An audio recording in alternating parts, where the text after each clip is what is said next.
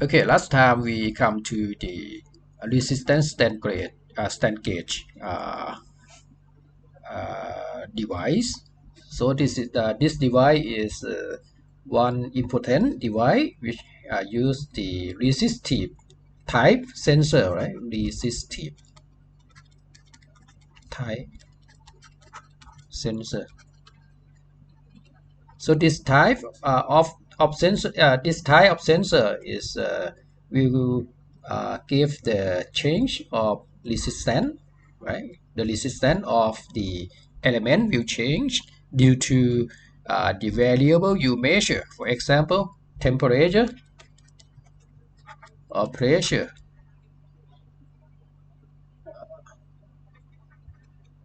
pressure or and so on. For example, or maybe range of the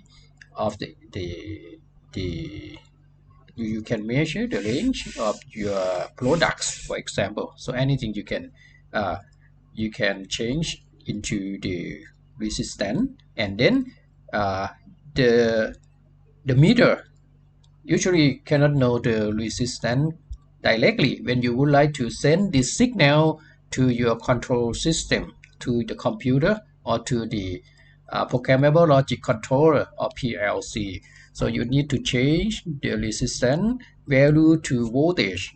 So you need to change the resistance to current or voltage. So usually the measurement signal in industrial is uh, 4 to 20 milliamp. You may learn in the instrumentation course if you have in your curriculum. I'm not sure. And for the voltage, usually we use 0 to 5 volt and 0 to 10 volt. Okay, in the factory. Okay, then uh, another common application of resistance concept to engineering measurement is the resistance stand gauge here. The stand gauge, this is the gauge, right? It means the gauge is measuring device, a device that are bonded to the surface of an object and and whose resistance vary. The resistance is vary as a function of surface strain. Okay, the resistance of the element is changed due to the surface strain. If you put some force into this sensor, its resistance will change. Okay, so stand gauge may be used to perform measurement of strain, stress, force, torque, or pressure. So it can measure many things. If you change the force to the torque, to the stress, to the pressure, so you can use it for many applications. Okay, so recall that the resistance of cylindrical conductor of cross-sectional area A and with the range L and the conductivity sigma is given in this expression. Okay, R is L divided by sigma A, or R is rho if this is resistivity, right? This is conductivity. And if you use resistivity term, it's rho L divided by A. Okay, so if A increase, R will decrease, right? If L increase, R will increase in this. So if you change the shape of the element, the resistance will change in this case. Okay, so we can get one factor called gate factor or GF, which defines the change in resistance due to the change of the range of the element here. Okay, and the change of the element of the range of element is depending on the term epsilon, strain epsilon. So we define as the fraction of change in the range of the objective by this formula here. Okay, and the change of resistance is due to the applied strain epsilon is given by this value. So you can see you can use this formula and this formula. to build this formula, right? So delta R is the original resistance multiplied with GF and epsilon, okay, where R0 is the resistance of stand gate under no strain, okay.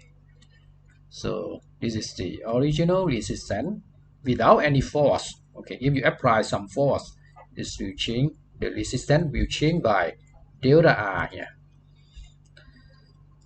or we can call R0 as zero strain resistance.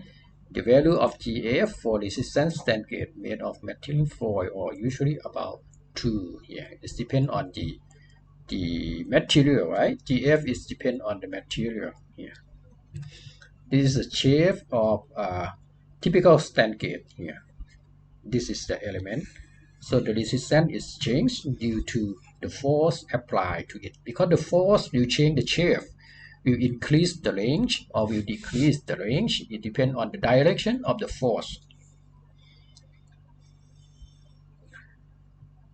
Okay.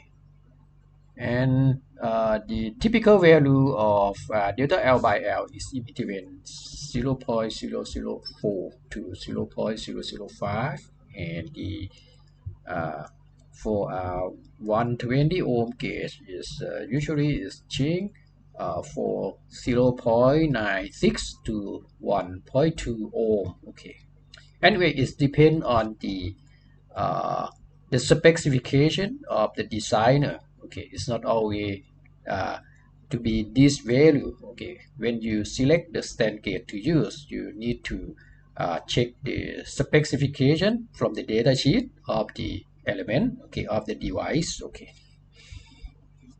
and this is some uh, photo of the stand gate. Here, this is stand gate. So it may be inside the weighting scale, right? You, if you would like to know how weight you are, how many kilograms you are, increase your weight or decrease your weight. Somebody may get into the weighting scale every day, right? Every morning you check your weight, right? So you stand in this on the stand gate for the digital weighting scale, right? In for the digital weighting scale may have this type of element inside, or this type of element may be under the floor of the elevator, right? The elevator will have the stand gate here, right? This is in the industrial part. This will built inside here. And if many people get into the elevator and the weight is over the specification, the alarm will done, right? And the elevator door will not close, right? Until someone get out from the elevator. So they check the weight of the people by this type of sensor as well. Okay, and this is the circuit for measure how much the resistor of the stand gate, right? We can measure the resistance of the stand gate, right? So I think maybe you already forgot. I don't know, right? We can measure the resistance of Rx, right, by R1, R2, R3, and we know VA and VB, right? If we measure VA and VB, we can compute Rx. Okay, do you remember that? I don't know. So if you do the homework, I think you can remember, or if you remind again, you remind yourself again after class, right? At night, maybe spend half an hour to make a short note again. So I recommend you to make a short note again every day of your study. Maybe you spend just half an hour or just 1 hour every day. It's better to spend the whole night during examination period. Yeah. Okay. I think you agree with that, but we can do that or not. This that's the problem. Okay. Yes. Okay. We can measure V out, so we can then we can get V out, right? V out, the relation of V out can represent the force that push into this gate, right? Here this is the uh, basic practice of the stand gauge circuit. Okay, and this is one example of Wheatstone bit and force measurement. This is to measure the force. We may have four resistors, four stand gauge here, right? Four stand gauge in the measuring device here. This is the measuring device, and if we install the stand gauge, four stand gauge in this stick, okay, and then we put R1 here, R4 here, and R3 and R2 at the lower part, and we connect the terminal like this circuit, right? If the force applied here, what happened? R4 and R1 length will increase, right? R4 and R1 will increase the range, but R2 and R3 will force to shorten, right? The length will shorten. So in this case, R1 and R2 will increase because the range is increased, right? When L increase, what happened? The resistance is increased, right? The resistance value is increased. But when the range is shortened, the resistance is decreased here. So R3 and R2 will decrease like this, right? So R1 and R4 will be R0 plus delta R, but R2 and R3 will be R0 minus delta R, like this. So with this bridge circuit, so we can measure the force, okay, here. So in this case, the epsilon would be 6LF divided by WH square Y, yeah. With the this is the constant value of the gauge here.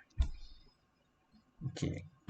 H and W is represent the area of the cross section area, the beam cross section here. Beam cross section here. This part. Okay.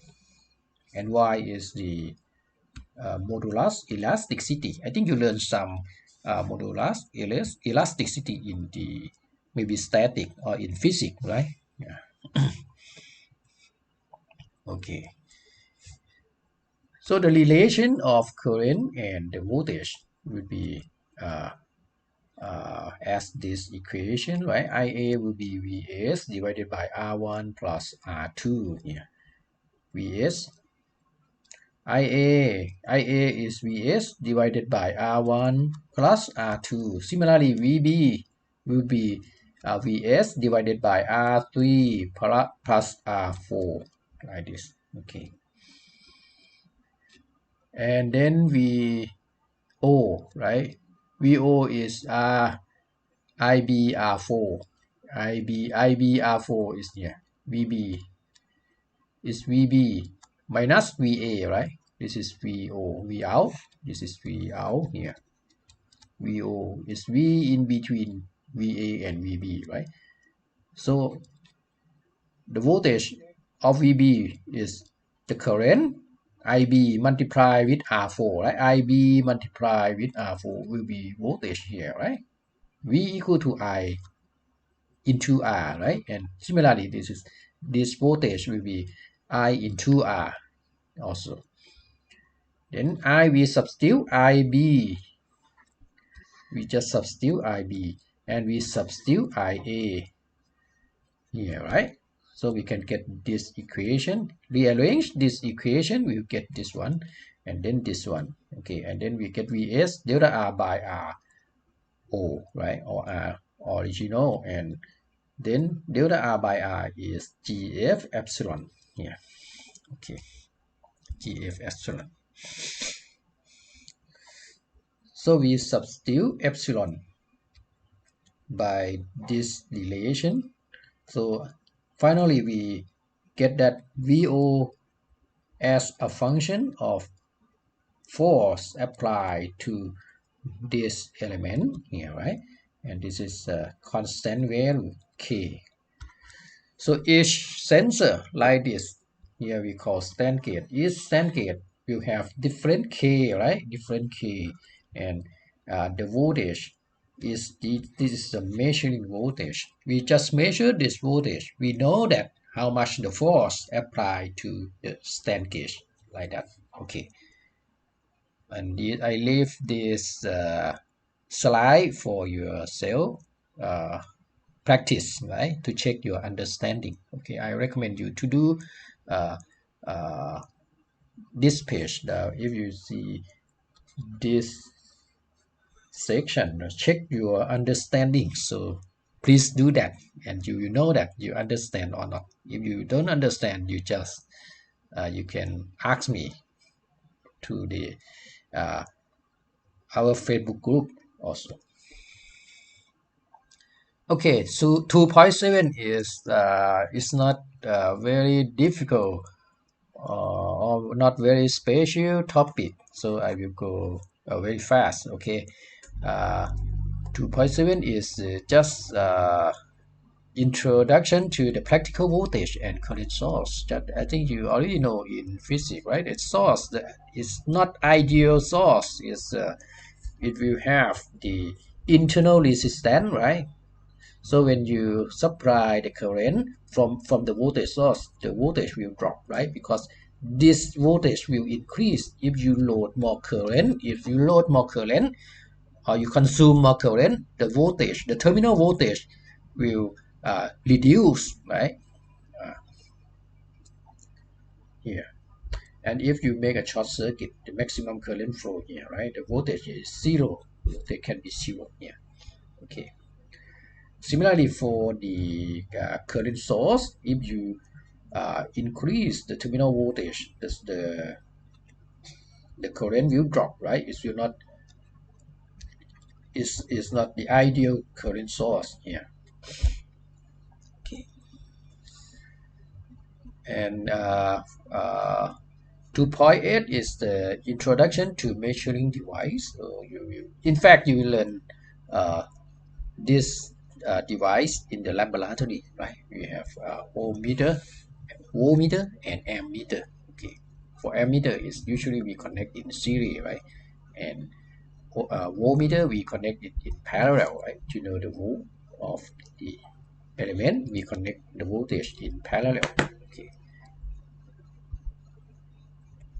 Okay, I think this slide would be here. So, and I will stop record.